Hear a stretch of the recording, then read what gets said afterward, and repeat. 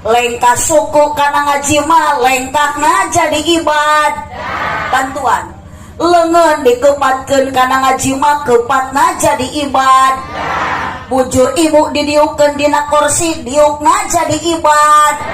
lempangna jadi ibadah lengkahna jadi ibadah kepatna jadi ibadah diukna jadi ibadah nundutan